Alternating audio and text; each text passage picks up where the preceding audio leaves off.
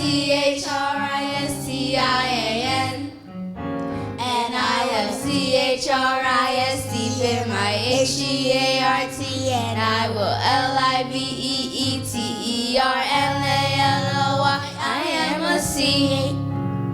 I am a C-H. I am a C-H-R-I-S-T-I-A-N.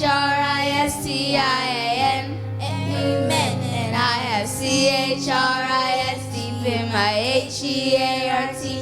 I will L-I-V-E-E-T-E-R-L-A-L-O-Y. I am a C.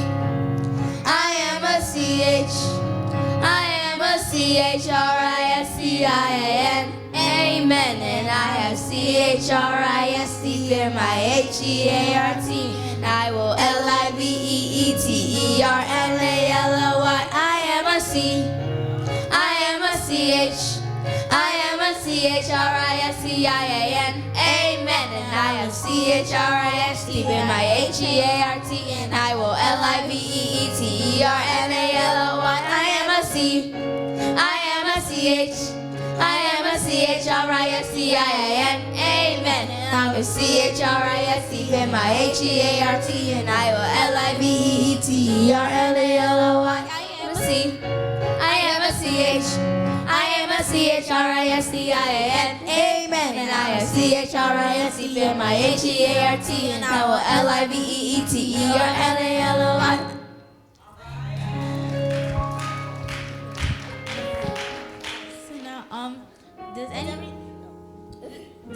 Does everybody know the song with Jesus in the Vessel?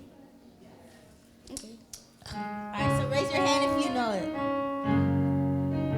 Okay, so this is how it goes. It's like this.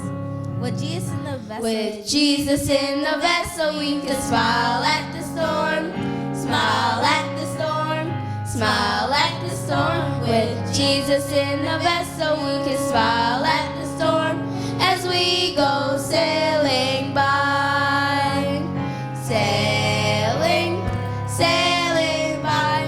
Sailing, sailing by. With Jesus in the vessel, we can smile at the storm as we go sailing by. With Jesus in the vessel, we can smile at the storm. Smile at the storm. Smile at the storm. With Jesus in the vessel, we can smile at the storm as we go sailing by. Sailing, sailing by. Sailing, sailing by. With in the vessel, we can smile at the storm as we go sailing by. With in the we can smile at the storm. Smile at the storm. Smile at the storm. With in the we can smile at the storm as we go sailing by. Sailing, sailing by. Sailing, sailing by. With in the we can smile at the storm as we go sailing by. With in the we can at the storm. At the storm. At the storm. With in the we can at the storm as we go sailing by. Sailing, sailing by. Sailing, sailing by. With in the we can at the storm as we go sailing by. Do you have any song suggestions?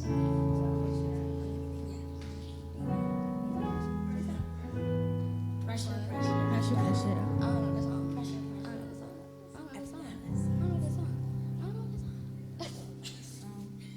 Can you start us off, please?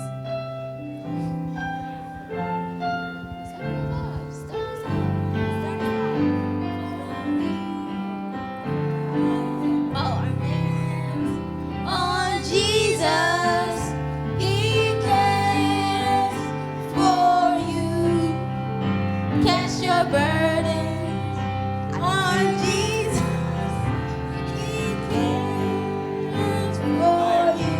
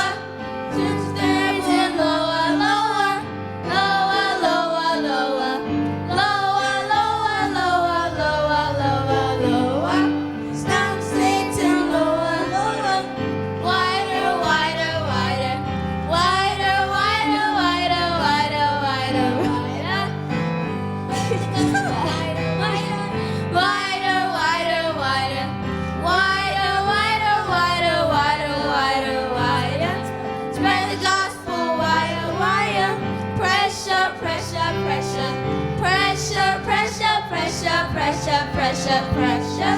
Satan under pressure, pressure, pressure, pressure, pressure. Pressure, pressure, pressure, pressure, pressure, pressure. Satan under pressure, pressure. Super, super, super. Super, super, super, super, super, super. Supernatural power, super. Super, super, super. Super, super, super, super, super, super. Supernatural power. Thank you.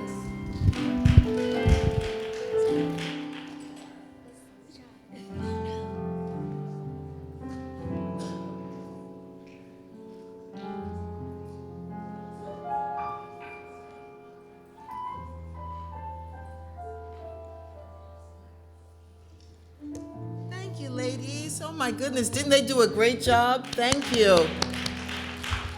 Good evening, everyone. Again, before we start the program, our brother over there, I'm not sure if his name is Joe, lost his phone, or did someone accidentally take the phone? What kind of phone is it? He said it's a Samsung, and it's an emergency phone. So Okay. if someone picked it up, please return it. So if anyone has seen a Samsung phone, he had it being charged over there. He had it on top of his bag. So if anyone picked it up, please, it's an emergency phone. He needs it. So please return it. Okay. Thank you. Thank you. All right, at this point, we're going to have our opening prayer by Monique, followed by Sine, forgive me if I didn't say that correctly, with the scripture reading, but Monique is going to do the opening prayer.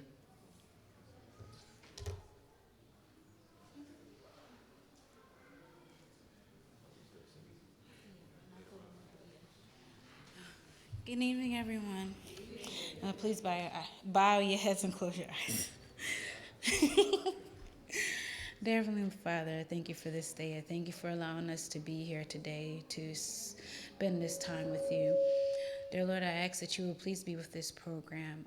I pray that you will be with the presenters, that the information that they give us, that we will be able to use it and apply it in our lives. I pray that you will be with those who are on their way here, and that this program will go really well. Thank you for all that you do in advance. In your precious name I pray, amen.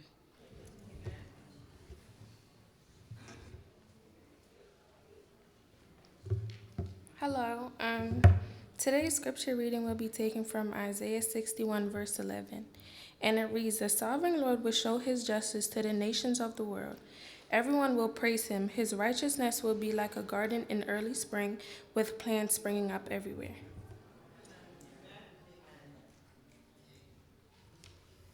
All right, we are about to hear from our very first presenter.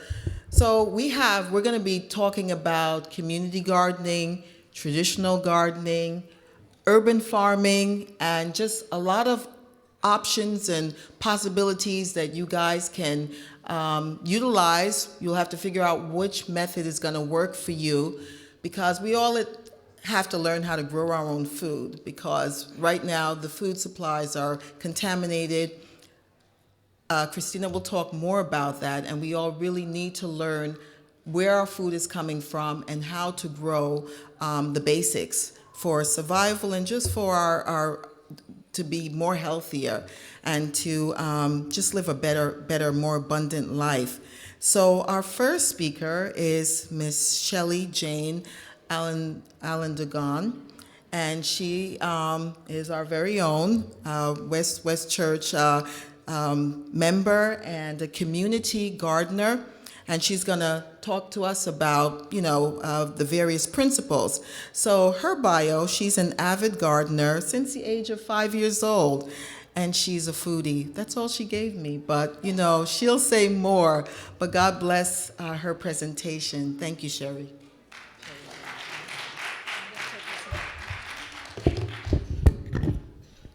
Hello, everybody.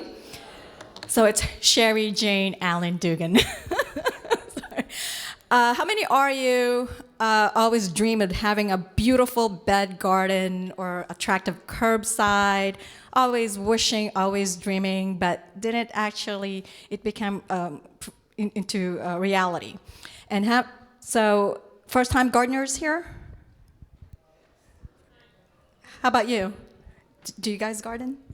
You do? Oh, great. And seasoned gardeners? Because many of you are from the islands. I know you guys garden, right? Right? All right, so I'm giving you permission to go to sleep. So, but doing Q&A, if you want to spread the seeds of wisdom, please, contribute. So I'm going to go very briefly in terms of the reason why it's important to garden. Okay, where am I? There you go. Why garden? So in Jeremiah, there's plenty of biblical verses in regards to gardening. And I found one at Jeremiah 29:5, build houses, settle down, plant gardens, and eat what they produce. All right, so the contents of my presentation consist of benefits. What are the benefits of gardening? Soil types. Is soil dirt? What to grow, where to get seeds, seed versus transplants, where and how to grow an organic pest, and weed control. So the benefits. As you know, when you grow your own garden, it actually eliminates many of the middlemen. And your vegetables don't even go through the trauma of getting packaged and put in a warehouse and then gassed and then put in a cargo ship and then put in a warehouse and then it's trucked and then put in your supermarket. Then you come in, you buy it. Then what do? You go home, you unload it, you put it in the refrigerator, you're busy. Then what happens? When you have the energy, you cook, and you forgot that you have this and that, and they rot. So you are actually throwing money away. Health. Having your own garden, your vegetables packed with nutrients and mineral content. By the time you actually harvest, the enzymes are dying. So think about the time that's transported to your table. Well, I don't know about you. I compared the carrots that I dig up from my garden versus the carrot that comes prepackaged. I see a huge difference. I bring my carrots to school, I eat them like candies because they're so sweet versus the one that come prepackaged. And my father, who owns the store, I remember as a kid, we would get all these deliveries, these green bananas, and I would say to my father, how come they ripe uniformly? That's not natural. My father goes, they're gassed. It's called forced ripening. And break it up, I didn't see any seeds. And I'm going, this is when I was a teenager, okay? Exercise. Gardening, one of the benefits of gardening is really, really good for your body. Lowers your risk of heart attack and stroke. Another benefits of gardening, financial savings. How many are you are college students? All right, are you self-supporting? Or your parents help you? Okay, they do. My siblings, we are self-supporting. We don't have mommy and dad. We don't go to mommy and daddy and say, hey, can you give us $65,000? Okay? We are solely and fully responsible for our educational expenses. How did I save money? I started gardening, okay? And every penny that I saved, I kid you not, once a month, I have $20 for tokens and transfer monies, and every Sunday I would take the long trip to past Cabrini College or Arcadia University. I'll be the first customer waiting for that produce junction to open, and the Mexican workers goes, hello, because I come in with a clipboard. I knew exactly what I was going to eat next week. I had 7 recipes, and all Sundays I'm chopping, prepping, and cooking because Monday through Friday I'm way too busy with school. So the rest of the money that I saved, I put everything in my tuition. Graduated, no debt. I'm still in school, all right? So, those who go to Drexel, anybody goes to Drexel? All right. When you're a freshman and sophomore, this is how college gets you. Sometimes it's mandatory that you stay in the dorm. And you have this called Dragon Dollars, cafeteria dollars. Mind you, they're very, very expensive. That money is just allocated for that expense. Imagine if you just grow your own herbs, you can save a lot of money. And you don't have to depend on the cafeteria dollars.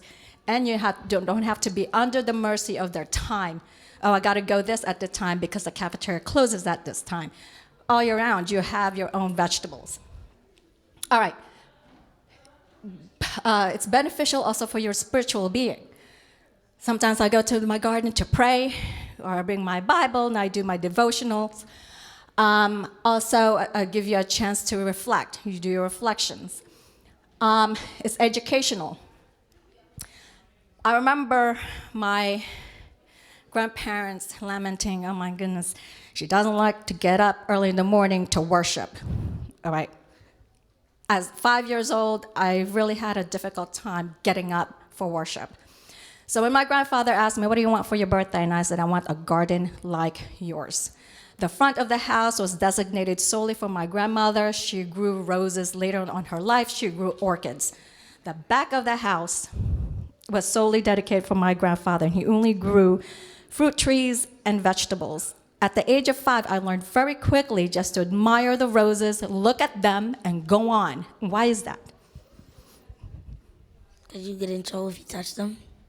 Yes. You could break them. You could break them. Yes, my hands would bleed. So I learned to just stay away from them.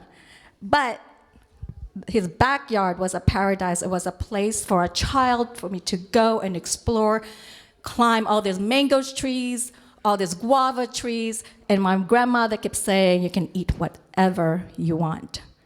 And I always had a fruit in my hand. My grandmother said, I'm tired washing your clothes.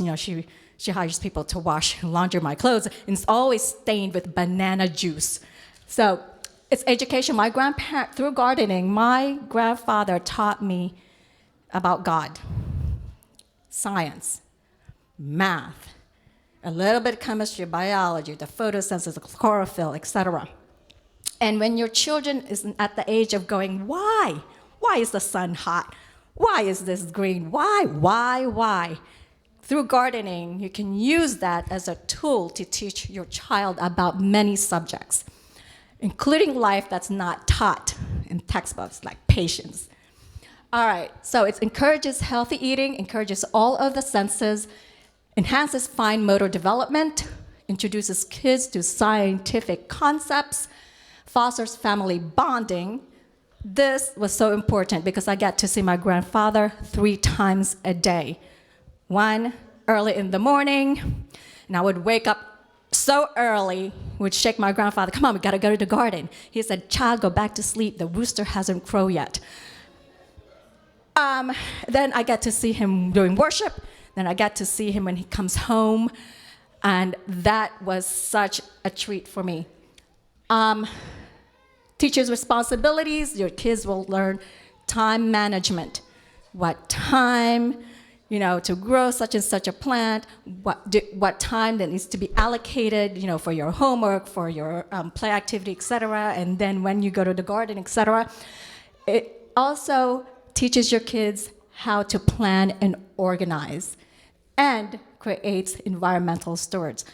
Because through gardening, my grandfather taught me how to appreciate what I have. Nature was my playground. And I became an extreme recyclist. We gotta save the trees, we gotta, everything I could, my mindset was like, save the lagoons. And every time I go back home, you save, I'm seeing all this logging companies tearing the trees and people, the farmers burning this, burning that, and so when I go home, what we do, my uncle, we would buy seedlings and we'd hire many of the Adventist high school kids, and we would go all through the mountains and just plant, plant, plant, because the island needs the natural canopy. We have typhoons. Unfortunately, these people are just chopping, chopping, chopping away. So it's good. Gardening is also really beneficial to how to teach your kids to be environmental stewards. All right, the next one. Social opportunities in terms of gardening. Gardening builds a sense of community and belonging. Every time I garden, regardless how late, sometimes 1 o'clock in the morning, yes, I do come home late, I do visit my garden. And yes, it's a safe place because a lot of students rarely sleep. So there's always a neighbor stopping by, wanted to talk and share information, etc. This lady actually is from India. She came to make sure her daughter is well settled before she flies back to India. To learn and share knowledge on gardening and, of course, cooking, my favorite part. Another benefit is environment. I briefly touched about that lack of chemical runoff into water supply. Yes, this is a different topic in terms of when we talk about eating meat with the with the food industry, etc. No harm on small animals, birds, beneficial insects, less erosion on topsoil. Soil type. So my question is soil dirt? What do you think? Is soil dirt? Anybody? Yeah, soil isn't dirt. Hey, it's there. Thank you. Soil isn't dirt. So the gunk that you find in your vacuum cleaner, that's dirt. Soil is a complex living system. The difference between soil is living versus dirt, which is dead compost. Dirt. Most likely, Philadelphia soil is highly contaminated. I'm talking just Philly. Most likely you will encounter sand, silt, and clay. The area where I started gardening was previously, there was a house there, it was demolished. So when I started, every time I took my shovel, every time I shoveled dirt, I always encountered cement bricks. It was very difficult. It was labor intensive, but through patience, and I remember the church were getting vegetables, outcast from excess, Whole Foods? I don't know. And I would take religiously my dilapidated rolling cart and stuff it with all this veggies, right? You remember? Okay. Drag it back to my apartment. Wait until the next following day, drag it to the garden, make a hole, and I would dump everything in there. I also, when I go to get my hair cut, I don't go to a salon, I just tell my friend, you just cut here. But I want to save my hair. How about the clippings, your fingernails? Ooh, I know it's like gross, yes. Compost, compost, compost. I can't emphasize enough. The way you feed your garden, you must feed the way you feed your body, you have to feed your garden. So I tell my friends, don't throw your coffee. As an Adventist, I have my Adventist coffee, they have theirs. So I used to go to the cafe where I study, and I said, hey, I talked to the barista. I said, don't throw your coffee beans, I'll pick them up. Unfortunately, I found out I'm not the only one that was stealing the coffee beans, so I said, you know what, forget it. Anyway, if you can get some coffee beans for free, go get them. All right, here we go. Okay. Oh yes, sand, silt, and clay. Lack of minerals and nutrient organisms. Most likely, again, you will encounter sand. It's this easy see-through particles, and clay, which is weathered rocks that's just flattened into clay. And then in between the sand and the clay is silt, this fine, powdery material. And so electric charges actually bind this minerals. So what's the easiest thing to grow? This easiest thing to grow is beans, if you're starting. Beans, lettuce, carrots, beets, turnips, rutabagas. I guess I'm pronouncing it wrong. Root vegetables. Leafy greens, cole crops, cabbage, broccoli, Brussels sprouts, cauliflower, carrots, onions, beets grow well in fall gardens. Also, during fall season, that's the best time to plant your fruit trees and your hardy vegetables. Okay. This way. Oh, this way. Oh, there you go. Thank you. Where? Types to get seeds. You have three types of seeds: organic, hybrid, heirloom, and treated seeds. Organic has no GMO or pesticides. Hybrid, crossbreeding, but seed saving is uncertain because you might get seeds, that germinate or does not germinate. Heirloom is excellent for seed savings. Treated seeds, they contain herbicides such as corn and beans. Transplant. Now this picture is a friend of mine. She is also an organic garden, but she takes everything and anything and turn it into art. All right, so you're complaining, oh, I don't have time. She just took a table, put some soil, and planted. And I'm going to show you the next picture. Time. That's one thing that you have to reconsider. Do you have the time? I really didn't have the time. That's why sometimes I come to the garden at 1 or 2 o'clock in the morning. But in terms of different options of planting, if you really want good veggies, you're going to find time. Like everything else that you really like to do. Space. Particularly if you're living in apartments. I don't have space, okay? This is why I went to a community garden. Or every time I see a piece of plot, I would ask the owner, do you mind if I plant something in your lawn? I'll beautify your lawn. But the proceeds, whatever grows there, you can have it, and I can have it too. Cost. You gotta think about cost. Do you purchase prepackaged soil? Or, you can use your existing soil that's around your house. If you want a wide variety of plants, you might have to end up buying the prepackaged soil because soil has different purposes. There's soil for your potted plants, there's soil if you want to grow for your orchids, and for delicate plants such as African violets. Experience. All right, it's okay if you're not experienced. Go to, there's Google, Go to the libraries. There's other sources, Philadelphia Horticultural Society. All right. Where and how to grow. Raised beds are best for poor soil. As I mentioned about Philadelphia soil, raised beds is excellent. You can use old tires for short-rooted plants. Wood pallets, good for short-rooted plants. However, the wood pallets, they're cumbersome. You're going to need someone to help you, drag it, etc. And containers. Containers are the best. I love trash day. I go around my neighborhood and I look. Someone's throwing rusted pots or whatever it is. I'm going, I can use that for something. Recycle, repurpose. Whatever you have in your house, you can actually use it for your garden. Organic pest and weed control. If you're planting something high, plant something low also. Companion planting, they call it the three sisters: corn, beans, squash. If you're planting potatoes, then plant beans. Organic mulches, you can also get that for free.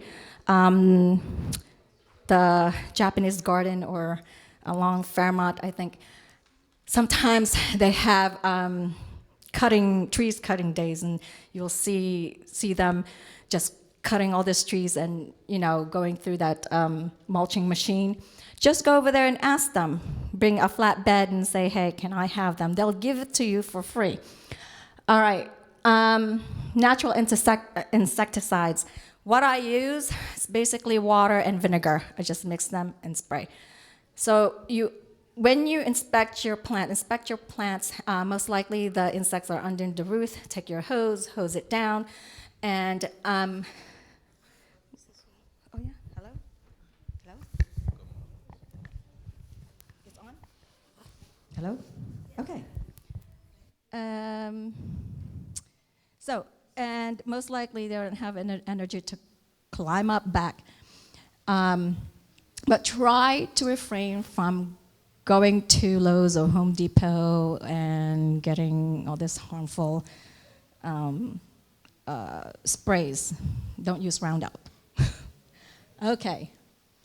So, if you are, like I said, I'm going to go very briefly. If you are trying to find a hobby that's very relaxing, give gardening a try. All right?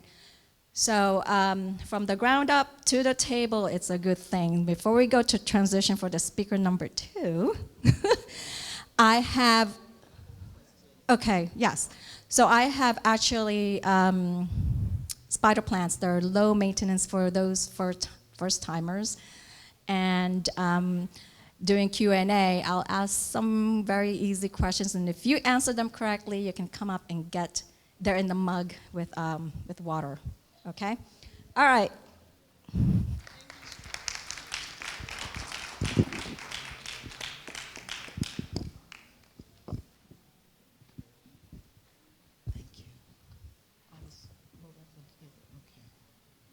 Actually, we're just going to have a special song, and then we're going to go right into the video for the speaker. Actually, no, I need to introduce. Let me introduce Christina first. Then we'll have the special song, and then we'll go into her video. So Christina McCoy is a native of West Philadelphia, where her company, Custom Cuisine LLC, services a variety of the community's nutritional needs. Growing up, Christina absorbed values from her mother and village that would transcend into adulthood. All founded in Christ, love, compassion for others, and family. One staple in her family was always good food. Sharing meals and watching the love and care that went into them became something of second nature to Christina. Cooking and feeding friends and family naturally became a welcome hobby, blossoming into a passion that would empower her entrepreneurial spirit in the years to follow.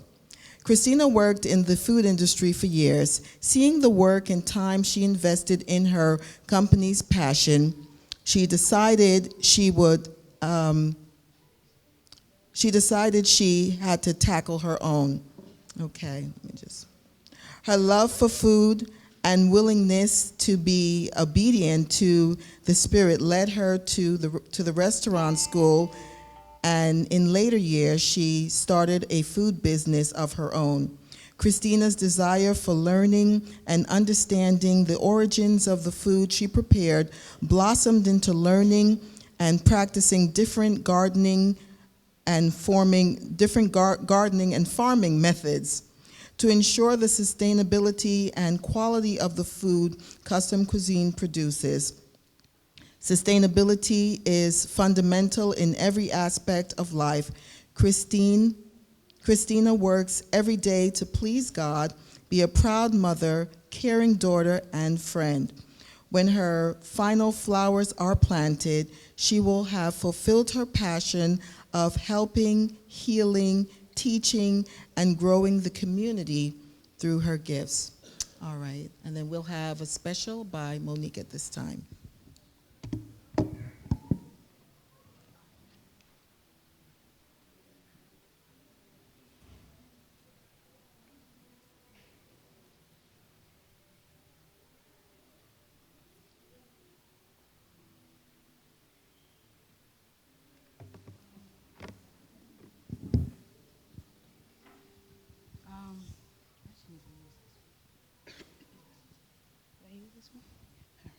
Sorry, guys.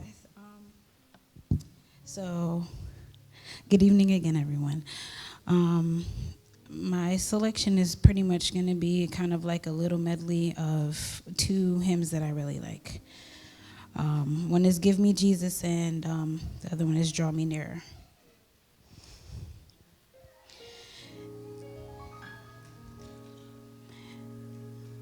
In the morning when I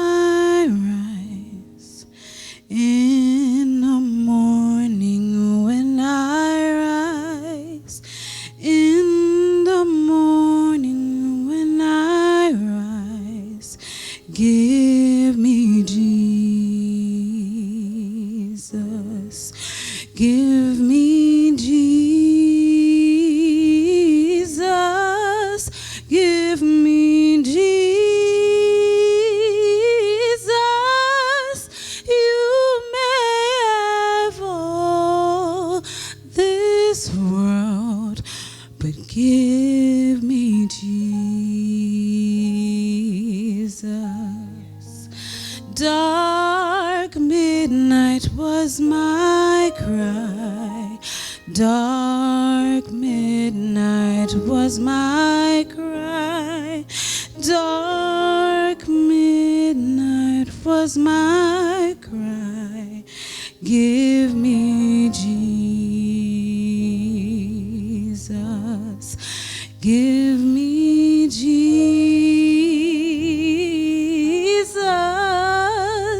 Give me Jesus. You may have all this world, but give me Jesus.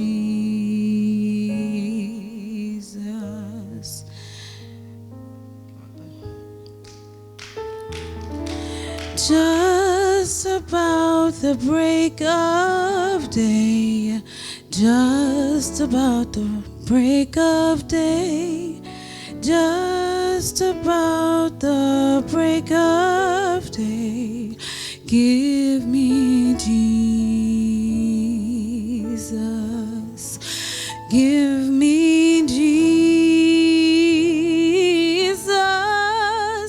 Give me Jesus. You may have all this world, but give me Jesus. Give me Jesus. Give me Jesus. You may have all this world. Give me Jesus.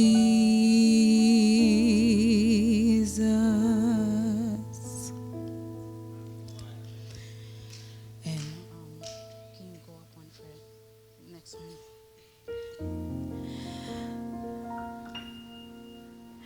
I'm thine, O Lord. I have heard thy voice, and it told thy love to me. But I long to rise in the arm of faith and be closer drawn to thee. Draw me nearer, nearer, blessed Lord, to the cross where thou hast died. Draw me nearer, nearer, blessed Lord, to thy precious bleeding side. Consecrate me now to thy service, Lord, by the power of grace divine.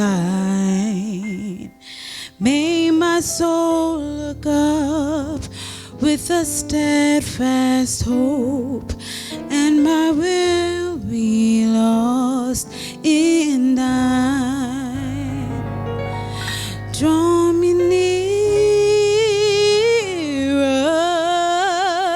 nearer, blessed Lord, to the cross where thou hast died. Draw me nearer, Lord, nearer, blessed Lord, to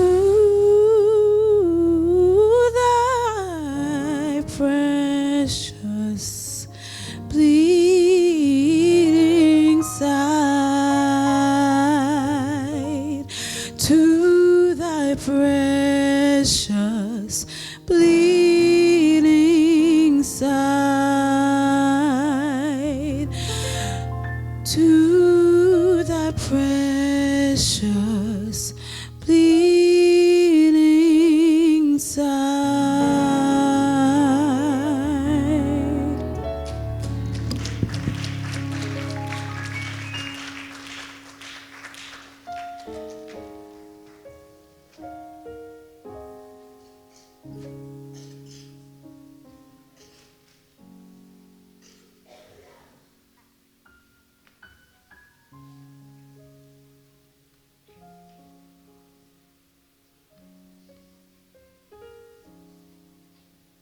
It's really important for me, being a chef and an urban farmer, to stay right here in the community of West Philadelphia where I was born and raised.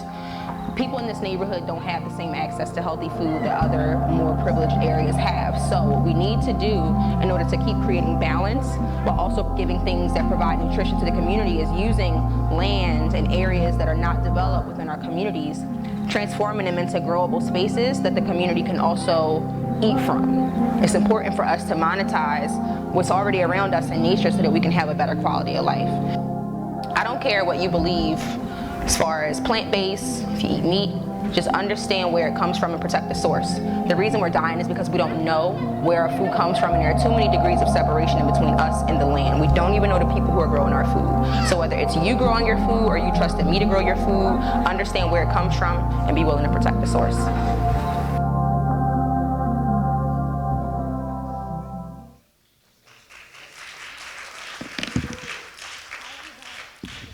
Hi, everybody. Thank you guys for having me. It's always loving and welcoming every time I come to West Church. So thank you to Dr. Malcolm for inviting me out, Sister Darnett in her absence, for thinking of me when it was time to put together this farming event. Before I even get into the slides, farming is something that's so important.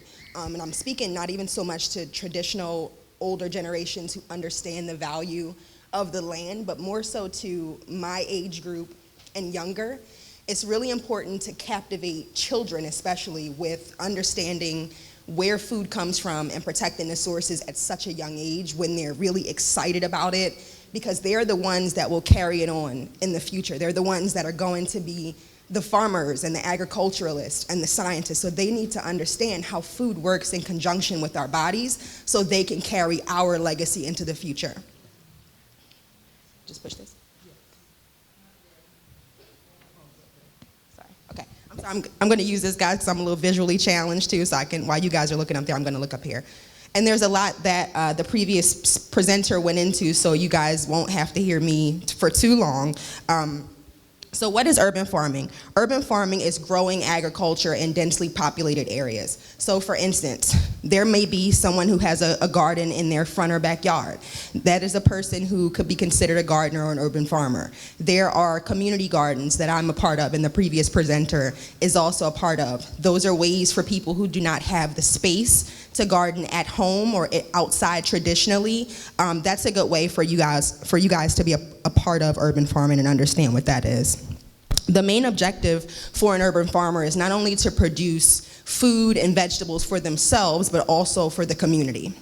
That's really important. And that, to me, it's just my opinion, is what separates the term urban farmer from a gardener or someone else who grows food for themselves and their sustainability.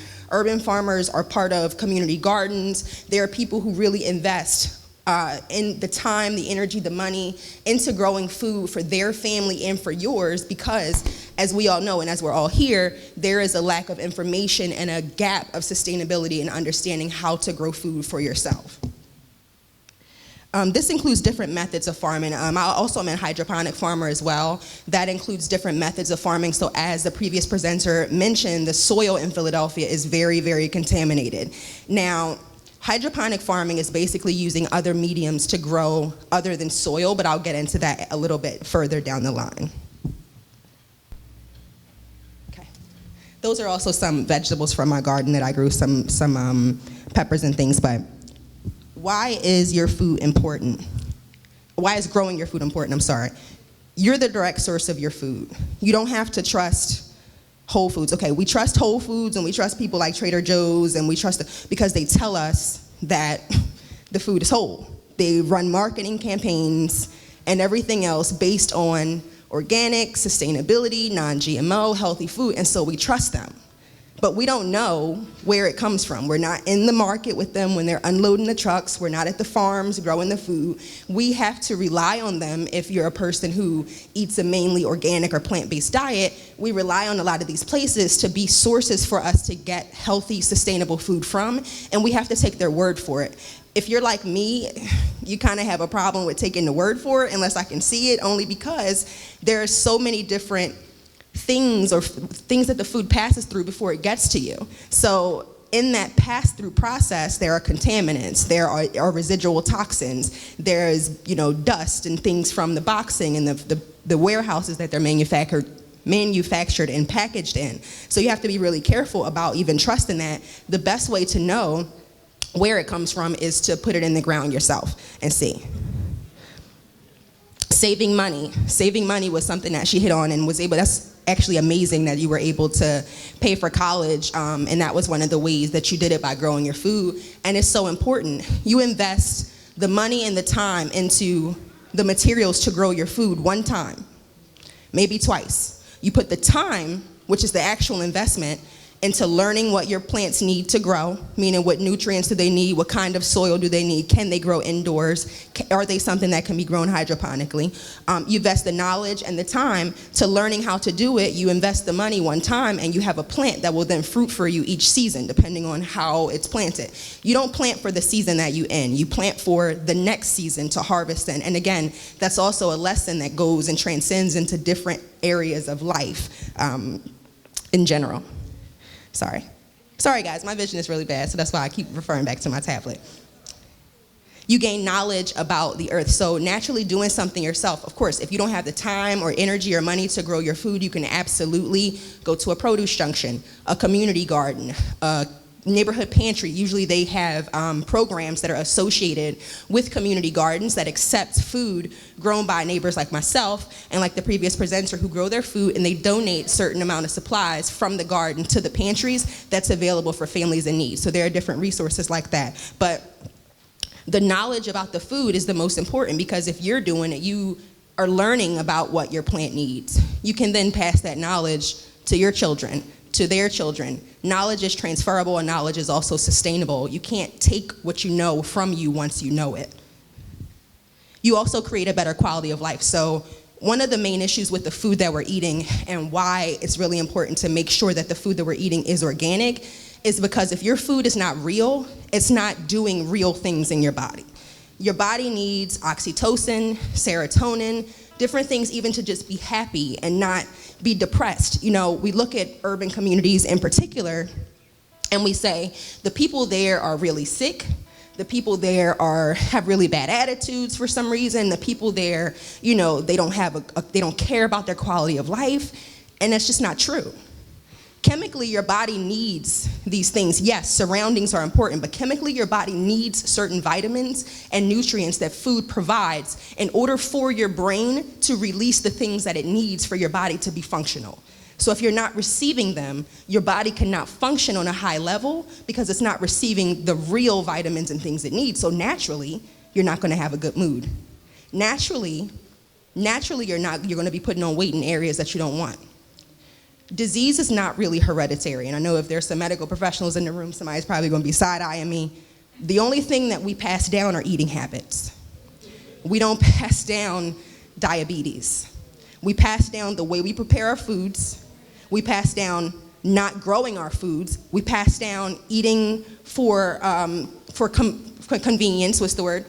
We pass down all of these things because in this time in 2020, we don't have time to sit. We tell ourselves and sit and grow food, but I'm going to show you some different ways and a few that don't take a lot of time, that don't take a lot of space, that don't even require you being outside, where you can even choose. If you decide you like tomato sauce, grow a tomato plant. That's one thing that you're not buying from the store that you can then trust where it comes from. And also be self-sustaining. So this is another really big deal for me, and I'm going to say this to a lot of the people my age in the room. With everything that's happening in the social climate, you hear a lot of things, and there's a lot of atmosphere about revolution, and we know, how especially minority groups, black people, brown people, are looked at. There's not gonna be a brawl in the streets. If you can't grow your food, you are in trouble. You're in trouble. They will poison the water as they've done in other cities that we know of and we don't hear about. Why did it just stop going up? Why is it now not on the news anymore? It's still happening. The water is still poison. And Flint is not the only city. If you don't know how to grow, if they cut off the electricity, do you know how to make fire? And I know a lot of you go to Pathfinders and different things like that, so that's a great skill to have. And if you guys are harping young people about Pathfinders and these are trades that you learn there in case of anything. How to build a fire, how to swim, how to find water, which way is north, which plants in the wild are medicine and food, which plants are dangerous and will kill me if I touch them or ingest them. This is information our ancestors had, and they survived because of it. They didn't live to be hundreds of years old because they just did. They were blessed because they did what God ordained them to do, and they took care of the land. The first gardener was Adam. When he made him, he placed him in the garden, he placed him in charge of it. Even before the animals, before Eve, it was Adam. He was a farmer. All right, so I'm gonna go to the next one. Oh. Okay, so varieties in gardening. So there's traditional farming, like growing outside, again, growing in a community garden, that's growing in dirt. These are the ways that we all grew up, some of us, growing food and seeing food grown, so that's definitely one option. Another option is container gardening, as the previous presenter mentioned. Container gardening is one of my favorites also. It's very convenient, especially if you have plants that you want to start outdoors, but they're not weather friendly or weather permitting, and so you need to move them into the house. They don't necessarily grow deep roots. Container gardening is a really, really flexible way to grow certain varieties of plants and things that you can kind of be sustainable with. Vertical growing is also another form of container gardening. It can be looked at as that. So one example of vertical growing is, I don't know if you guys have ever looked on Pinterest or YouTube or anything, but very inexpensive. People are taking stuff like milk crates, stuff like old boxes, stuff like old plexiglass boxes and different things, and they're stacking them up, filling them with soil that they can trust, either whether they have to buy it. One other place where I get compost and soil from is the recycling center. That's on Ford Road. You can get a certain, home gardeners can get a certain amount of soil and compost for free. Above a certain amount, there is a fee. I'm not really sure what that is, but there's a fee because I'm a little slick about it. Me and my friends go in there with kind of 3 different cars and they get soil for me. So that's how I get around that. Indoor hydroponics. So some of you may or may not have seen the little things that look like fish tanks. Now I don't really do a lot of aquaponics because I don't like the idea of fish being in bowls and tanks, but hydroponics involves growing tabletop in water. Now I'll get into a different type of hydroponics, but indoor tabletop hydroponics is something very easily, a lot of you guys are familiar with the herb planters and different things that were familiar a couple of years ago. So that is one form of vertical gardening, and also it can be a form of hydroponics if it has the water attached for the nutrients to be absorbed up through the plant. And combination gardening, so using all of these things together. In the community garden that I'm a part of Aspen Farm. In the community garden that I'm a part of, I combine a lot of different techniques. Even though I have a nice plot size, I want to maximize my growing space. So I combine different elements of traditional farming and vertical growing in my plots so that I can grow the things that can grow up, and the things that I can grow out. So if you're a person who is worried about space and not having a front yard or a backyard to be able to grow traditionally in, you can take even the smallest amount of space you have and craft. I would really advise going on Pinterest and looking at some vertical gardening, home gardening tips. They'll show you how to turn trash into different things that you can grow in. And it's not really trash, it's really recyclable material that's perfectly usable and pretty if you put the effort into it to making it growable. And next is just a couple of pictures of a blank screen.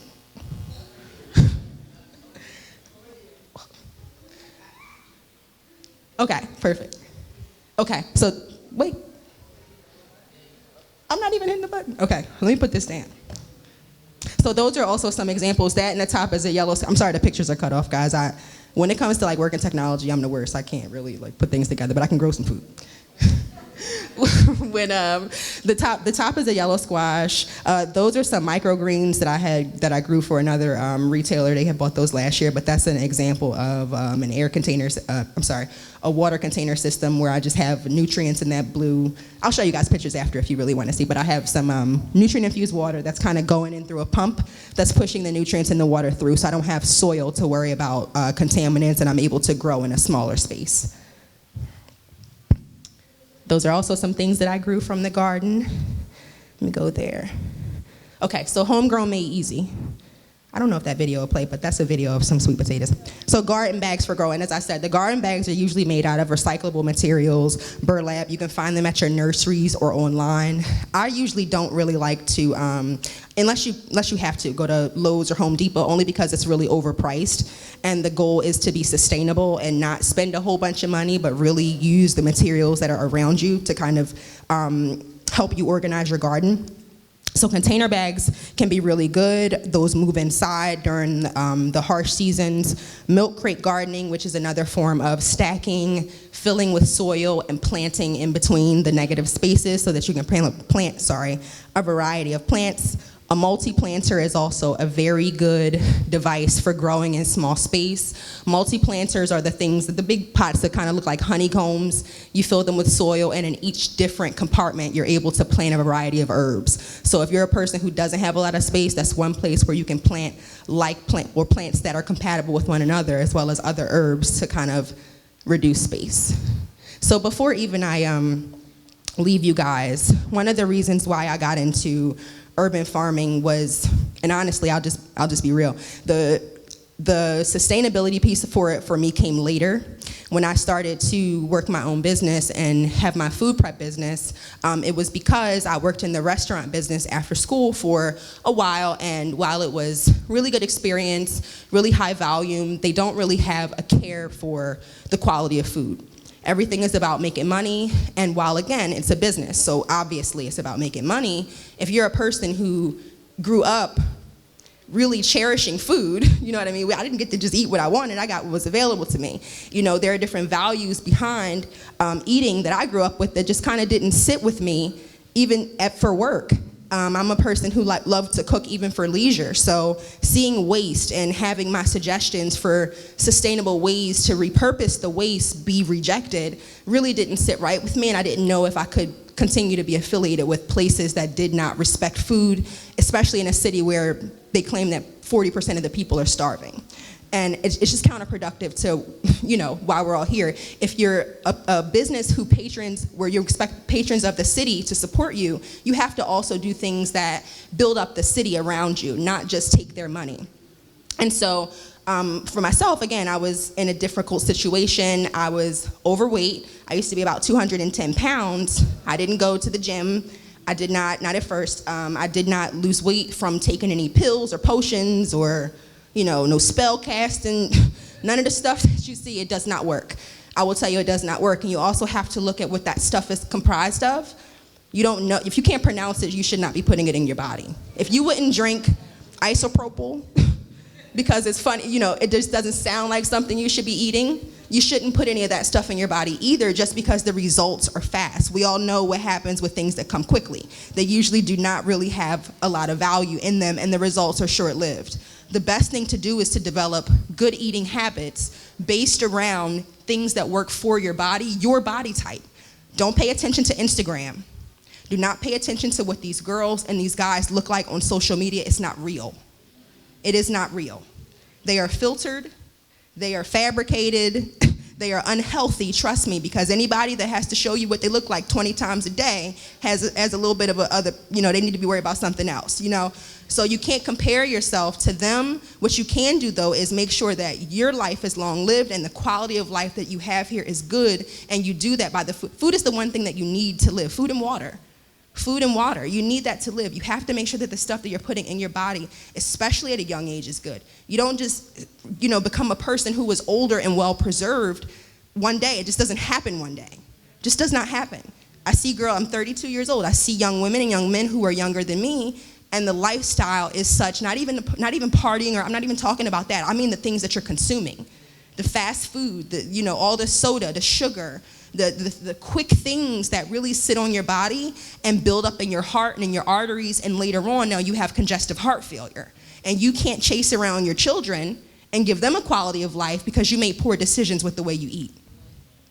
It's really important to give your kids a better quality of life by making smart decisions. If you can't garden or grow food, right? Or you make the excuse that you can't even just take one thing to grow, that's fine. Know where you are buying your food from. You have no idea. Non-GMO does not mean organic. Organic does not mean 100% organic. The only way you know is if you grow it yourself. I'll tell you something before I leave, and this is just, it might be a little bit scary. By the FDA standards, for an item to be considered certified 100% organic, there is an allowable 0.3 to 0.5% of toxic material allowed. They decided, somebody somewhere in some room with a white coat on decided that this amount of toxic material was okay for you, king and queen, to put in your body. We're not even made up of the same things. So how can someone somewhere else tell you what you need to put in your body when God put it here for you to eat already? And all you have to do is reach out and take it and grow it and learn about it. It's not as hard as you think. The same way we invest time and energy into things that do not add to our legacy, that don't add to our children, that don't add to our quality of life, and I'm speaking to myself included. The same way we do things and put time into that stuff, we really need to put time into investing into our quality of life and teaching our children how to do it as well. They're not going to believe what we say. They're going to believe what we do. And if they see us eating junk and drinking junk excessively, they're going to do the same thing, and it doesn't matter what you say. And, spoiler, you might not be here. You might not be here to make sure. So do it now, put the work in now. If you have any questions afterwards, I'll be around for a little bit to answer and help any way I can. And thank you so much for listening to me ramble on for the next 10 minutes.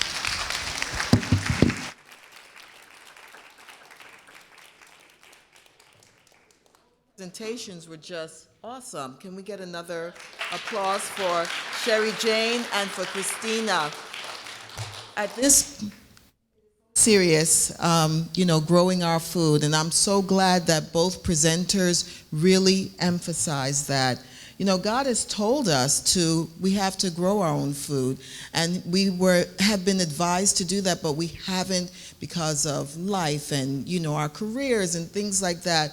But this government, what's happening now is kind of resetting all of that, really waking up a lot of us. Because as Christina mentioned, there is going to be some kind of revolution that's going to take place. And we don't know in what form, but we have to make sure that we know how to sustain ourselves, how to eat, etc., and have those basic principles of growing food. We've got to do it. And I'm preaching to myself because I need to start being a gardener. And that's why, in the Health Ministries Department, we really thought that it was important to present this program to the church.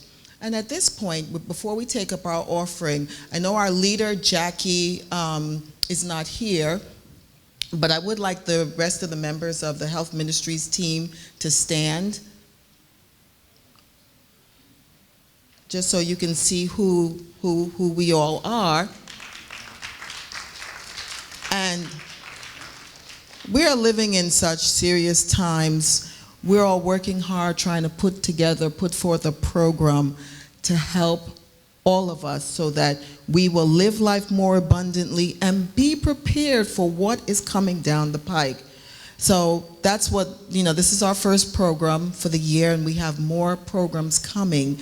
We're going to take up offering, and then we're going to go into a series of questions where Sherry Jane and Christina will answer your questions. I'll ask some questions as well. I'll moderate it, and then we'll allow the audience to ask some questions. If I could have 2 volunteers to take up the offering, and Rayshawn, if you'd be so kind to play, that would be great. You want to take up the offering? Oh, we need the buckets. Where are the buckets?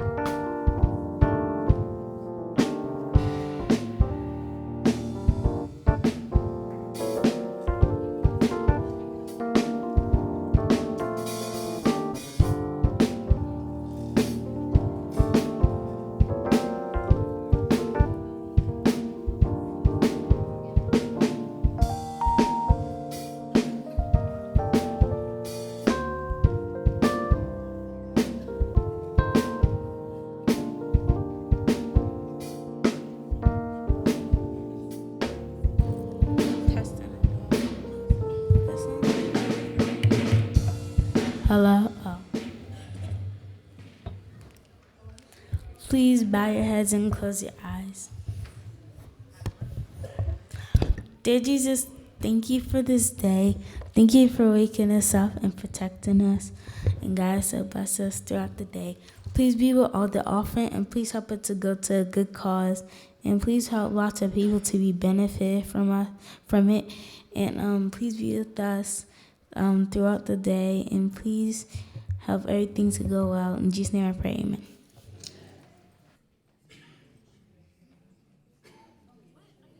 Okay, so this is part 2, and if Sherry Jane and Christina can come up front. So we're going to ask a series of questions. Oh, Sherry came bearing gifts.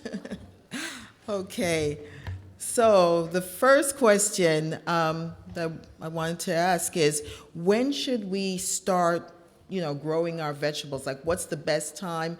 Sherry can start, and then, actually, I'll throw out the first question because you both will probably say the same thing. So I'll throw out the first question to Sherry Jane, which I think you may have alluded that in your presentation. When's the best time to start, planting those vegetables?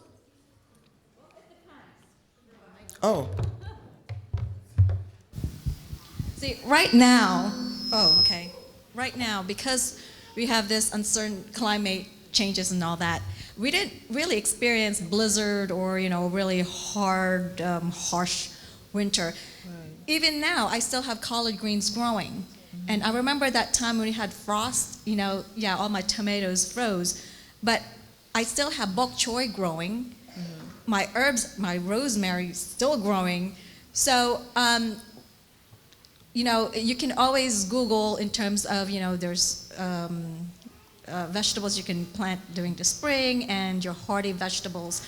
So there's also, like the collard greens, etc., squashes. They, throughout even the cold season, sometimes they're still there, they're growing.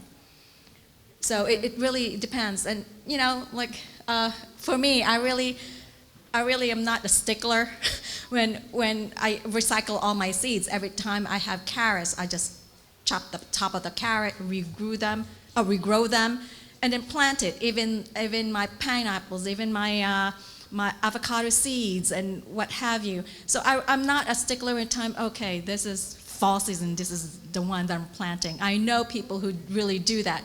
I really don't. I can't. I'm very busy. I don't have time to do that. Okay. So if you're really stickler into that, then go Google and find, or go to the library and get a gardening book. Okay. Christina, did you have something you want to add? One thing about that too, a lot of the, deciding what you want to grow is important too, because it may be easier to research 1 or 2 things that that you have the time or the space to manage. So once you figure that out, a lot of times if you get it from a nursery, or the plant will tell you right on the package of seeds before you start it, or right on the starting plant, what temperature it needs to grow in, what the soil temperature needs to be. So like she was saying, if it's, we didn't really have a blizzardy winter in the ground. I was actually talking to a person I garden with about going out tomorrow and just like doing some things out there because the ground is still workable. So when you starting is the key. Mm-hmm. When you start and you get that one thing you want to start and you research it, play around with it, and you'll get to know the more you begin to do it. But some of that basic information about when to put what in the ground can be found right on the actual starter package or on Google. Wonderful, wonderful. Another thing, in addition, in terms of insects, there are insects that find out, first of all, what you're planning to plant, and do research in terms of what kind of insects are attracted specifically to that plant, so you know what to look for. Okay, great. What's the difference, and I'll start with Christina, what's the difference between organic seeds versus conventional seeds? Is there a difference? So organic seeds are just seeds that don't have any genetically modified ingredients. They have, organic, actually, to be certified organic, you have to go through a whole process, a third-party verification, saying that you did not use any growth hormones, any pesticides. So those seeds are from plants that have been certified organic. They have not, that generation of seeds has not had any pesticides or growth hormones used on it. Traditional seeds, sometimes you don't know. Now, granted, You don't really know. So they could have come from plants that had hormones or in the soil, or they weren't really paying attention to what was in the soil, didn't test the soil beforehand, and you're not really sure. Right. Okay. Let's see. How do I, Sherry Jane, you can probably tackle this question. How do you protect your garden from wildlife? That's the other thing that we've got to consider. Okay. So I have a balcony, and I usually get opossums and raccoons, and plenty of squirrels. So what I do, this is why I love potted plants. It's because when I see them, I just move them back indoors. Okay. However, your garden beds, you can just take chicken wires and go around the circumference of the garden beds. That's basically what I do. I mean, it's just the easiest thing for me. I don't have a car, so I just go around my neighborhood and say, "You have old chicken wires," Then I just repurpose any materials. Okay, great. Looks like we're going to take a question from the audience. Teresa, so Teresa's hand first. Oh, Sam? Okay. Sam. Mm-hmm. I don't. What is your name? Sorry, I know you. Christina. Christine. Hi. I want you to elaborate on your statement that diabetes is not inherited. So, well, there's type 1 diabetes, which we know is genetic, and I think she was mainly talking about type 2, non-insulin dependent. And also, again, keep in mind, I did make a disclaimer, I'm not a medical professional. Again, and before I made this statement, I did say it was specifically my opinion. The one thing that we can attribute to diabetes, which we know is a glucose disease, are the habits, the frying of the foods, the eating foods that are heavy in starch, the foods that translate from starches into sugars in your body, the additives that we're not paying attention to on the backs of packages when they say dye number 4, 5, 6, 7, 10, 11. The different amounts of ingredients that we cannot pronounce, the 16-letter words. So those things are chemicals, and they directly contribute, like glyphosates that are found in Roundup, to cancer.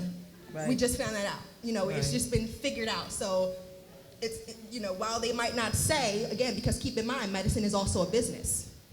Right. They're not going to give you the cure. They're going to give you the medicine to continue to feed your disease. And again, I'm not trying to contribute, trying to combat anybody's, take your doctor's advice. You should, but all of this stuff stems from an unhealthy lifestyle and unhealthy habits, whether it's from childhood, whether they're continued into adulthood. It's not an attack on anybody. It is just a fact. Your food is your medicine, your food is your fuel. You would not put airplane fuel in your car. So you cannot put sugars in your tanks, if that makes any sense. Amen, amen, wonderful. The next question, so what are the best, can you just hold that please? What are the best vegetables and fruit that you recommend for beginners? I think Sherry Jane, you may have tackled that a little bit, but for just go into beginners, you can plant carrots, you can plant lettuce, beans, potatoes, cauliflowers, Brussels sprouts, etc. Okay. Beans are also really good starter plants for children because they grow really fast and really quickly, and the kids will get really excited seeing their stuff start to flower. Literally within a few days, you'll start to see a sprout come up. So those are really good starter plants as well to start with children. And in addition, if you want to save money, go to the pantry, get a bag of beans, and literally germinate them. Wonderful, wonderful. There was a question from the audience. Oh, Teresa. Okay, I'm sorry. Yeah, Sherry mentioned water and vinegar as the basic solution to keep away insects. Is there anything else? Because every year we have a problem with our vegetables and trying to keep the insect away. Is there any other solution? Well, there are plants such as marigolds. You can also Google this or do your own research. There are plants there that you can actually plant in your garden beds to, it's like a repellent, a natural repellent for certain insects. So so there's good bugs, bad bugs. If you see chipmunks, earthworms, and what do you call the ladybugs having a party in your soil, there's a strong indication that the texture of your soil has improved. So get just Google and find out which flower or plant that you can plant to repel certain insects. That's why if you know exactly what you're planning to plant, just do your research in terms of what kind of insects that's specifically attracted to the type of vegetables you're planting. Can I say too, our area, in reference to the statement about the insects tearing up your crop, our area specifically, and again, a lot of the East Coast regions got completely devastated with beetles, aphids during this particular growing season, even more so than usual. So really, one thing that I do in addition to vinegar water is really just using plain water, spraying high on certain plants when you inspect them to get the beetles off. Yeah, you don't no chemicals, just plain water, spray with the nozzle on high. And hose them off. Yes, because the force of the water will knock them off the plants. And like she was saying, check the undersides of the plants. They're not gonna be on the top side.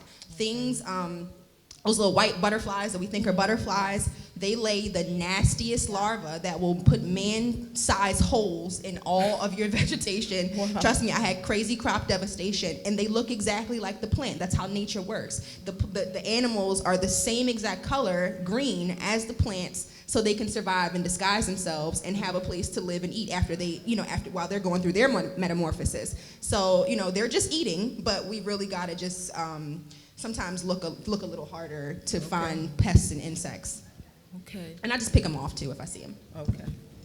Yes. Thank you, Doc. I just wanted to contribute quickly, take about 2 minutes to just respond to my brother who asked you the question regarding the genetic lead to diabetes. Mm-hmm. Genetics loads the gun, but lifestyle pulls the trigger. Mm-hmm. So if you learn from your parents to cook poorly, and you cook poorly like them, you will pick up the disease that they had. Mm-hmm. Research is showing that even type 1 diabetes is linked to the diet and lifestyle of the parents and grandparents. Mm. And there's a close link of dairy and 2 specific protein strains in dairy, ABOS and the beta-casein, that causes the body to destroy the beta cells on the pancreas that manufactures the insulin. Also, hybridized wheat. Yeah. The hybridization of wheat causes the wheat to have a higher glycemic index than sugar. Mm. So read your labels. Non-GMO, take your chances with it. When you see non-GMO project, it's a not-for-profit organization. We can trust the non-GMO project more than we can trust the USDA organic.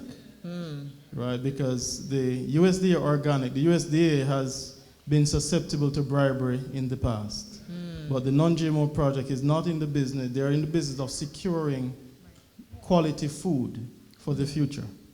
Thank you. That's a great point. Thank you.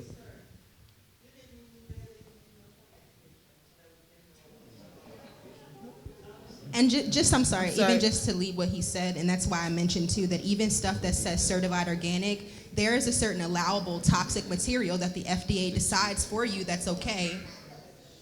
There's a certain amount of allowable material even in what the USDA says organic material is. The best way to know what it is to grow it yourself. If you can't read the label, just read it. It'll tell you right on the back of it what's in it. And he's absolutely right. Who gave us the spiel that milk does a body good? Mm-hmm. No, it doesn't. It actually does a body really, really badly. Mm-hmm. And I just have to mention, the shredded cheese that you usually purchase from the store and it's already shredded. Mm-hmm. Do you know why they don't clump? Huh? What? Plastic. They use sawdust. And, the food industry, there's so many stuff that they're doing, and also the trucking industry in terms of transportation. Apple juice, okay? I think there was a documentary in regards to the trucking in terms of, sublease to the company, and sometimes it's carrying apple juice. Once it's removed, then it's transported, and now it's carrying gasoline. Or gasoline, and then now it's being filled with apple juice or something like that. It's the trucking industry. I mean, they're not there cleaning every nook and cracks and crannies. Or there's not, some trucking industries. Their trucks are not sanitized or specifically used for food and food alone. Right. So those are all those factors we need to consider. Now, Christina, you mentioned hydroponic growing. Could you elaborate the type of, vegetables that we can actually grow hydroponically? I'm sorry, just want her to elaborate. Hydroponics, I'm sorry. So you can grow, depending on your space. Obviously, you guys have heard, I'm sure, when you transfer a plant into a bigger pot, it can then potentially grow bigger. So it's kind of the same thing with hydroponics. Depending on the space you have to grow and keep your supplies would really depend on the types of vegetation. So typically what I usually focus on is herbs because they harvest really fast and I'm able to start a new generation of crop really early. Okay. And, I'm sorry, I forgot the question. Well, types of hydroponics, okay. Right. So there are a few. There's lettuce as well, right? Yeah, you can grow lettuce hydroponically. You can grow anything hydroponically, but the different types of hydroponics would really depend on the space that you have. So one specific one is using like water container or water cropping where you have individual plots. I don't even know if I should mention this in church because we're in church, but I'm sure you guys have seen the examples of people growing cannabis that way. If you've ever seen pictures of that, they have like plot. Yeah, it's different. You can grow into. But again, it's still a plant. So that's one method that they use to just grow it. You can also use that same method to grow food. One of the other pictures that I had, which is sitting the roots in water, which is an ebb and flow system, is using a water compression system that pushes air through pipelines that are affixed together that you could basically just, obviously from Home Depot or something, I wouldn't recommend using like a used pipe because obviously it's been running through. You want to make sure it's clean. Cutting holes in it and using the holes as planters so that the water in the air is being pushed through and watering itself. With research, you could find the right amount of nutrients that your plants need, add them to the water, and that would act as the soil. And that's how people are growing a variety of different things indoors and vertically, because with hydroponics, like she was saying, the soil is contaminated. You don't know what's in it, and there is a high likelihood of your plants absorbing residual toxins. Not enough to kill you, but the hydroponics is a good way to ensure. Now, my double-edged sword with it is that hydroponics is not necessarily sustainable. And I say it's not sustainable only because you still need to buy the nutrients for it, right? Now the nutrients obviously are extracted from other sources, but you still have to buy the nutrients. And that's the one thing that makes it not sustainable. Is it useful? Yes, because the soil is contaminated. So if there ever comes a time where you are limited in space or you can't absolutely trust the environment outside, the air, the water, or the soil, hydroponics is a really good, really easy way to look into it. And also, there are systems, Amazon, some nurseries have different, very inexpensive models that you can put together at home that come with instructions, seed packets, pellets that expand in this, whatever it is that the system comes with, and it gives you very simple instructions for how to grow herbs. Tomatoes are a really popular plant that people grow inside. Strawberries are a little bit harder, but I have been able to do those as well. But yeah, research, and if you're interested in hydroponics, look up a small system that you could grow at home or on top of the table for at least the herbs that you use daily or weekly when you're cooking. Awesome. Now, we're going to have one more question. Free sources of soil. You had mentioned some free sources, because that's one of the biggest expenses, the soil. So where I get soil and compost from is the recycling center. I don't know if anybody knows where that is in Fort Road. It's not far from City Line Avenue, but if you look up the recycling center on Google or Amazon, whatever you use for your search engine, that's the place where a lot of some of the city goes to recycle, everything, but they also have byproducts like big piles of compost from organic matter and sawdust and different things that people use for other, it's a big area where people can come and get reusable materials for free. Again, there is a limit on how much you can get because they put the free, I guess, concept on it for home gardeners, so that obviously you're not going in there trying to run a business and trying to run a farm and doing that. But for your home garden or community gardening uses, it's absolutely a good way. Go and fill up a trash can with a bunch of soil and get a bunch of cheap pots from the dollar store or get a bunch of old pots from your pantry and use those things as planters, and there's free soil right there. as much organic material as you can save. I don't know, my family had a garbage bag growing up. We weren't allowed to throw certain disposable materials in the trash can because they would, decompose. But banana peels, fruit peels, different scraps, it has to be organic matter though, food, no trash. Those things you can keep in a little bag, put them in the freezer so that they don't smell up the refrigerator, and then when it's time, add them to your soil, and over time the soil will break them down for you. Amen. Wonderful. Are there any other questions? Oh, yes, Sister Horton. What are some of the vegetables that you can grow, or are there any vegetables that you can grow that you plant once, like maybe collard greens? You plant it once, Annuals. and then it just comes back on its own every year. Yeah, so those. Just like, for instance, lettuce. When you buy the lettuce, you just chop, you use the top portion, but where the root actually goes, yes, you just slice it in horizontal.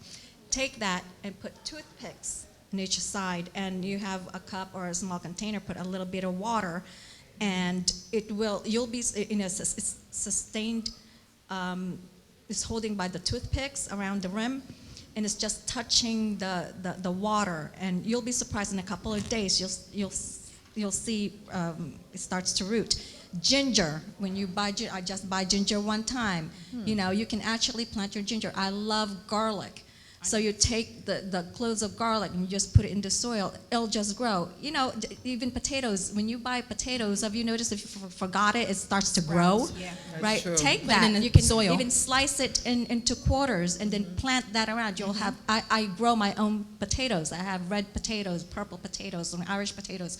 Just you just buy it one time, and then you just keep on recruiting. Even pineapple that I mentioned about pineapple, just cut the top portion, again, sustain it with a toothpick. So there are a lot of vegetables like carrots, etc., that you can just buy one time and then reroot them. I think the question is, like, I have mint.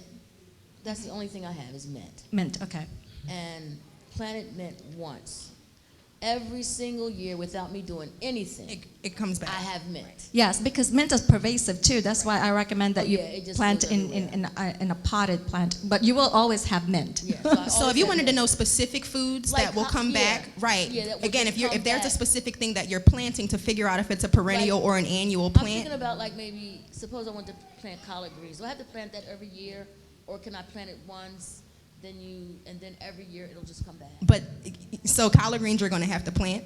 Every year. Yeah, but again, that's just the way planting works. It's not, it's kind of like you have to do the research and find out whether the plant is a perennial or an annual, Okay. and So figure it's out if it's a perennial, plant, because all it'll plants. come back, right? Okay. Yes, so all plants are not recurring. Some will come back, some will not. Some are perennial, some are annual. So in buying the plant, it will tell you on the actual packaging whether it's a recurring plant or whether it's one that you're going to have to put in the ground every single year. That may help you better plot out how you want to plant your garden. You might want to get something like lettuce, if it's about time or what is it, like ease or whatever of planting, you might want to focus on some plants at first that will come back. And then later on, if you have more time or more space, then go into plants that you then have to plant every single year to make it easier. Can I just ask? Okay, I just wanted to make a comment. I was raised by farmers. My mother and father in the South, they grew everything they ate. Unfortunately, I didn't adhere to anything that they did. So now, at this time in my life, I decided I wanted to grow and do something, and I didn't have any dirt anywhere. And so my backyard is all concrete, and what I did was I pulled in a mesh and hauled in several, big bags of dirt and made myself a garden. And I started to grow with that because I said I'm determined to do something. And so I wanted to know, is that healthy? I mean, I grew really large. That's what we talked about. And I That's pulled innovative, it's creative, it's forward thinking, it's everything. You took a problem and created a solution. That's absolutely the Praise perfect thing to God. do. Yeah, and I'm sorry. My mother we used to sit at her feet and listen to her stories about the South and how she grew everything. Unfortunately, up here, because everything's so fast-paced, I never adapted that. I'm suffering because of it now. But at the same time, like I said, I did get inspired later in life, and I did grow that way. Yeah. So I just wanted to know if it was healthy, and you're saying it is. Thank you. Another thing, in terms of food insecurities, There are so many families who, I'm sorry, you have a question? Well, go ahead, finish your question because there's someone over here and that's Sister Allen. Onions. Onions. Onions, okay. Right. How well do they do? I mean, They do very well. I still have onions in the ground now. I have Yeah? onions. Still, I have Chives, scallions. yeah. Yes, chives. I mean, they're just growing. And that's why I said learn in the season too, because we didn't really get a winter. So normally some things that you would have had to pull up and bring them inside, or you would have had to harvest, just because the soil is not cold. I mean, if it's not too cold, I'm gonna keep my stuff in there. Would you have to pull up the onions, or you just leave them there? You would have to pull up the onions when it's cold. When the season Winter? change. Yeah. Winter? Mhm. Well, once they're mature, just use the onion, pull it out, and you can actually cut, where the roots are. Save that part because again, you can transplant that with a piece of the onion on it. Yes, with a piece of the onion. Use the rest of the onions. Okay. Thank you. Yes. Yes. Yes, if you plant the base of the scallion in water, in just water, you don't even have to put it in the ground. The new scallion will come up in the middle. You'll begin to see it like in days. So you're absolutely right. One thing you didn't address is light. I have a problem with, I've tried to garden in containers, vegetables, but I don't have enough light in the sense that the trees around, I live in an apartment, give a lot of shade. So the maximum day sunlight that I have is probably 2 hours. Are there vegetables other than herbs that you can grow when you have low light? One thing that you may have to do if you notice that you have low light is something I did, which was invest in an LED lamp, so that because if you can't control where the trees are, and you want to be able to grow a wide variety, not just herbs, and I can totally relate to that because you want to be able to do more with the garden. You might have to, on Amazon, they sell LED lamps for $20. If you can move the containers inside, set your lamp up, sit them under the light for the amount of light they need per day, and that will take care of the sunlight that they need. Because it's going to be impossible. You can't stick your plants somewhere where you're going to get the maximum amount of natural sunlight because you just geographically, location-wise, and logistically, it just won't work. But there are ways that you can incorporate the light with a small investment if you would move them inside. Thank you very much. You're welcome. Can you tell us what is the maximum amount of light or the minimum amount of light for outdoors? If you have an area in your backyard that gets the most sun, like how many hours do we need? So that really, again, depends on the crop. A lot of questions really depend on the type of what you're trying to grow. Okay. Right, because some things will scorch and burn. Tomatoes, again, like say for instance, I learned this the hard way. One day I was out and I realized that my tomatoes were dry in a community garden and it was maybe noon or so. And I'm like, oh, while I'm out here, I'll just water my gardens. And I didn't even bother to water them at the roots so that my fruit wouldn't get wet. I watered my entire plant, and what it did was it cooked my fruit. The water and the sun cooked my fruit. It really scorched my plant. So what I learned from that was the best times to water are really early in the morning when I get up, and I'm fortunate enough to live right next to my community garden. So before I take my daughter to school or right when I come back, I can go over there and water. Or right when the sun goes down at dusk. When it's cooler, it's actually a little bit better for you because you're not out there trying to fight off the insects that are really, really, pesky during the day. The sun's not beaming down on you. But that specific question, again, when you decide what you want to, you'd be surprised how much information for your growing success is right on the back of the seed packs. It'll give you the amount of time that specific plant needs. It'll give you the hardiness zone, meaning the harshness of the climate. Like Philadelphia is hardiness zone 7. So all of the plants, the zoning is basically what plants grow really well here and what plants will survive. There are other tropical plants, like you guys know, that won't grow very well here because they need more humid conditions, they need more sunlight, and they need more moisture in the air. They need it to be warmer for a longer period of time. They need a longer, they're closer to the equator, so they get hot and longer days of sun. So up here in the north, they don't really do as well because you have to do too much manipulation to get everything that the plant needs. And so you don't get a nice fruit, it isn't big, it's not sweet, or it doesn't have all the properties that you're used to it having because it didn't have everything it needed to grow, kind of just like us. I do know it's approximately 4 to 6 hours. However, there are actually certain plants that they call it shade plants or something like that that doesn't require a lot of sunlight. So, you know, you can do your own, you know, Google it and find out.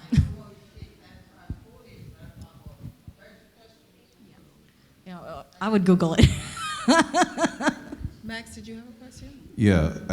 So one of the things you mentioned, Christina, in reference to, you know, some of those stores where you really don't know. You know, it says it's organic, but you really don't know. And one of the problems that I see, especially in urban areas, we know the situation in reference to finances, right? And a lot of people want to eat healthier. So of course we know start growing yourself. But as you said, you know, like right now, if I don't have a garden and I start a plant, as you said, you're not planting for this season, you planted for next season. So in the interim, until, you know, let's say my produce or whatever start coming, I still gotta buy, you know, food to eat, etc. And a lot of times, well, not a lot of times, every time the organic is way more expensive than the regular food. So like people in the urban areas who have a financial issue, is they want to eat healthy, but they just can't afford. So with the urban gardening and, you know, like even I've gone to co-ops or produce junctions, sometimes the prices there is even more expensive than, you know, in the grocery store. So is there something that can be done, you know, that is sustainable, that where the urban, you know, community can eat healthy, but without having to, you know, come out the arm and a leg in reference to finances? So yes, and that's a great question. One of the reasons why I started my company was exactly why you said. In underrepresented communities where finances are a problem and health is a problem because you don't have the money for certain things, usually you want to eat healthy, you want to have a better quality of life, but you can't afford it. If a family is trying to feed their 4 children and 2 adults, and a bag of apples costs $5, right? But hamburgers, hamburger rolls, juice, chips, all of that stuff costs $6. What do you think the family who is already living in poverty is going to buy? It's not that they don't want to make a healthy choice to buy the apples, it's that apples won't fill their children's bellies. So there's 2 answers to that. It's not actually an easy or short answer. The short answer is, you know, continuing to use resources like food pantries. Food pantries, and this is why I mention them as well. Some of us have pride, and I'm not saying you, I'm just speaking in general. Some of us have pride about saying, I want to eat organic and I can't afford it, and where is a resource where I can get it from? It does not mean that you are in a disparity. It does not mean that, you know, someone is going to be there judging your finances. Food pantries are set up for these reasons, for stores even, like some of these expensive organic stores, to provide their runoff to the pantries, because that is one of the tax exemptions that they get for having their store in the community. Their responsibility is to provide these food pantries with excess, you know, for lack of a better term, so that people who cannot afford to buy organic or buy things that they can trust can go there and trust those. Also, community gardens. I would encourage you all to figure out where your community garden is for more than just going in and planting for yourself. Mine in particular, they do a lot of different giving away to pantries. I know I give away personally through my business. I use this community garden to specifically give away food. I use these 2 plots here to specifically give away food to my mother, make sure I have food in my house, and I do free farm stands with my community for the same reason you said, because people cannot afford to eat well. And until the harvest comes, what do? We have to share. We have to help each other. We have to do the work. We have to research. We have to not be too proud to say, sister, so-and-so, you know, can you point me into a resource? We have to not be lazy and prep. If you know on a Sunday there are 2 hours, like you said, where you have that you can prep out your meals, and it might take some work for you to budget the night, you know, a couple days beforehand and plan and say, listen, I have $150, $120 to spend on food for breakfast, lunch, and dinner all week. It's doable. You have to do the work. of figuring out what it is you can eat, what it is you need, and what ingredients are going to go into that, and then locating them. You know, everybody here has been given a gift of a sound mind. And so we have to begin to really use them and use our communal relationships and our partnerships, our sisterhood, our brother, to help someone else that you may notice can't eat as well as you can.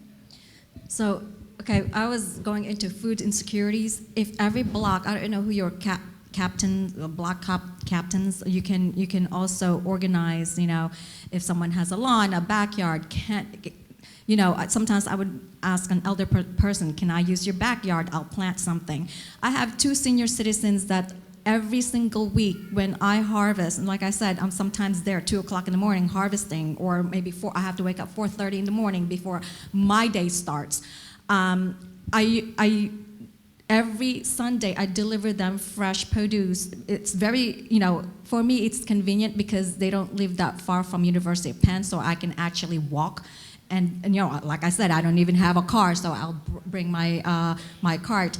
I make sure that they get their fresh vegetables, and I believe SNAP programs, if you buy more than $5, you get this $2 coupon or voucher coupon that you can actually go to Produce Junction, farmers market.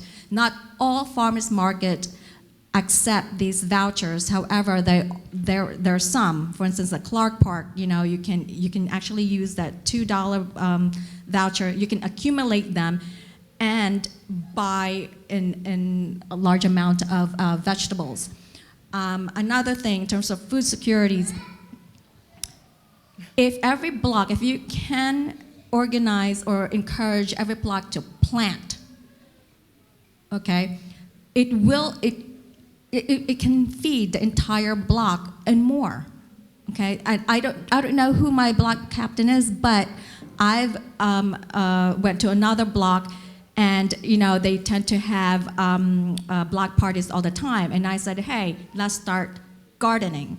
And this is how we tend to know which family is struggling financially, and then you know we collectively garden and donate our food. Another thing, PHS, Philadelphia Cultural Society. If you live in blocks that are vacant, and it's usually vacant with a wooden fence and it has a sign saying it's being taken care of by PHS, here's the thing about PHS. Because they're getting a lot of money to maintain this space, okay? It's creating jobs, however, to me, it's a wasted space. And you have to go through red tape to even ask permission to use these spaces, okay? The reason why they don't want you to just use their spaces, because if you're taking care of that space, then they're going to lose money, all right? That's just it, it's just money. The area where the houses in Logan area where it was sinking and they demolished all these houses, have you ever gone there? When we took the tour with my professor, and we were just like, look at all these spaces. Wow. Not one. I went around, not one. I don't see even a plant of tomatoes, and it's across the street of residential housing. That makes me angry, really makes me angry. So if you see spaces like that, plant. Don't even contact PHS. Just do it. Okay. Just do it. Well, I think a lot of this is education, and that's why we had a program such as this. And I just want to give you ladies another round of applause. Thank you. This was so wonderful. Now, we don't want to just leave you all hanging. We're going to continue with this series, and we're actually going to start a garden club. So I don't know how many people are interested in starting a garden club, because we want to support each other, help each other, start our own individual gardens, and possibly start a community garden. We're hoping we could do something here at church. We still got to go through some red tape to see if that's possible. But if it's not possible, we can consider doing, getting some space at a local community garden, someplace close by, and we all, invest together to have a garden. So how many people are interested in that? Can I see by a sign of hands? Okay, wonderful. I have a sheet here. If you could just sign it up, and then we will go from there. We're gonna, hopefully once between now and April. But you ladies are saying we could start even before April planting. So between now and the next time we meet or have the follow-up garden series, we're going to decide where we're going to have the community garden. If it's going to be at church in our little garden plot here, or if it's going to be at a community location.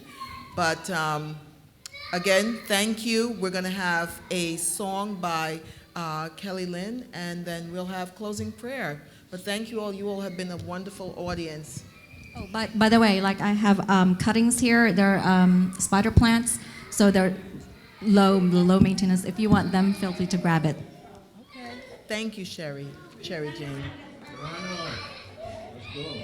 Now, Sherry Jane, are you going to have the plants outside, or are you going to just have them there? Right here. Okay, wonderful.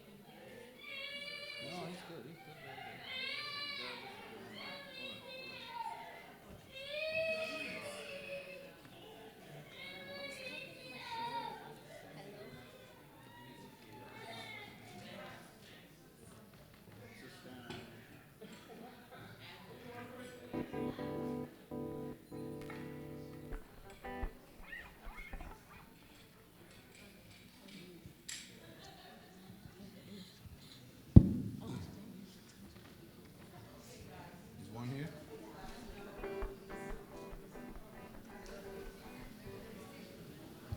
Hello. Move up.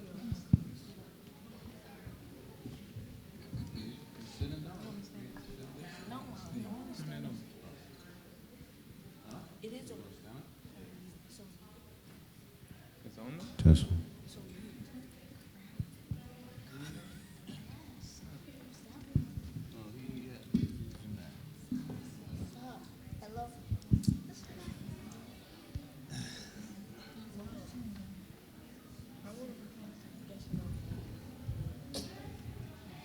Hello. Oh my gosh.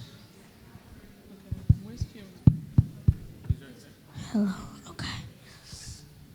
No. Good evening, everyone.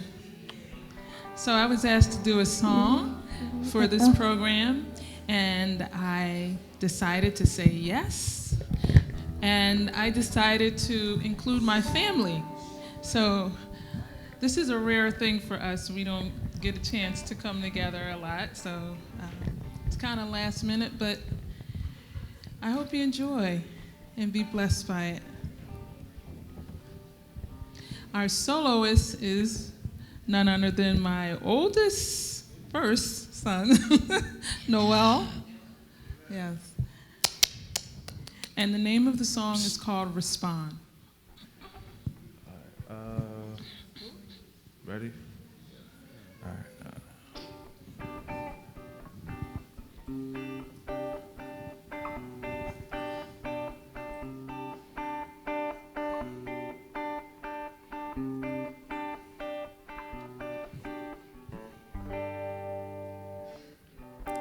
You see, y'all, still you're searching for someone who will respond. I'm right here. You sit high, still you're working for someone you can abide. I'm right here. I'm the one.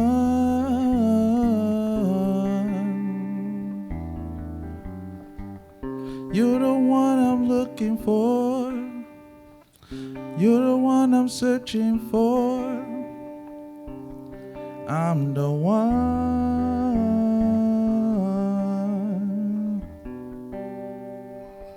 You're the one I'm searching for. You're the one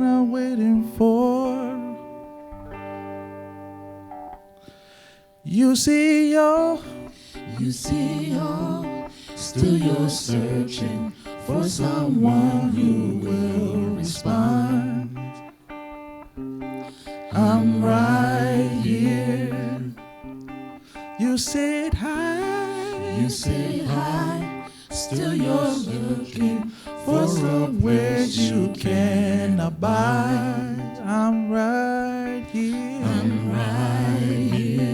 I'm the one.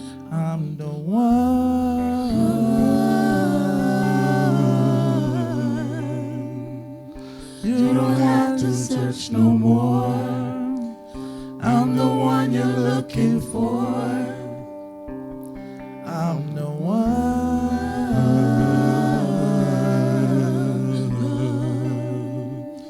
You don't have to search no more. I'm the one you're looking for. You see, still you're searching for someone who will respond. I'm right here.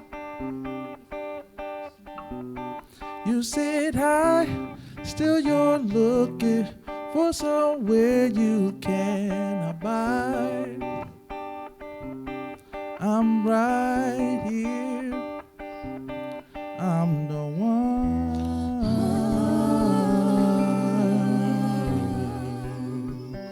You don't have to search no more. I'm the one you're looking for.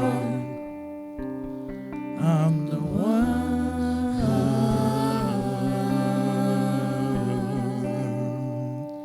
You don't have to search no more. I'm the one you're looking for. When you call me, I will respond. When you call me, I will respond. When you pull me, I will come right into your arms. And I will respond to you. Call me, I will respond. When you call me, I will respond. When you pull me, I will come right into your arms. And I will respond to you.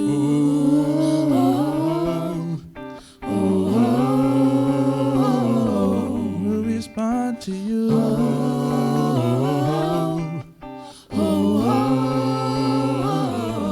Will respond to you.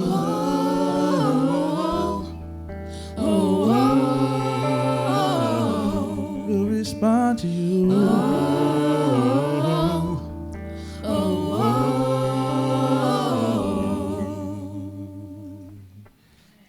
When you call me, I will respond. When you call me, I will respond. When you pull me, I will come right into your arms. And I will respond. When you call me, I will respond. When you call me, I will respond. When you pull me, I will come right into your arms. And I will respond to you.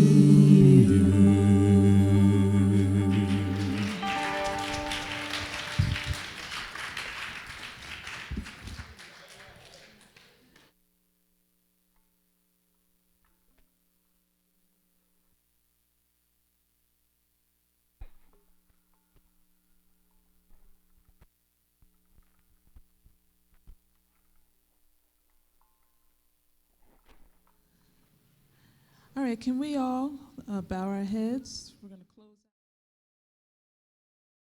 You can stand.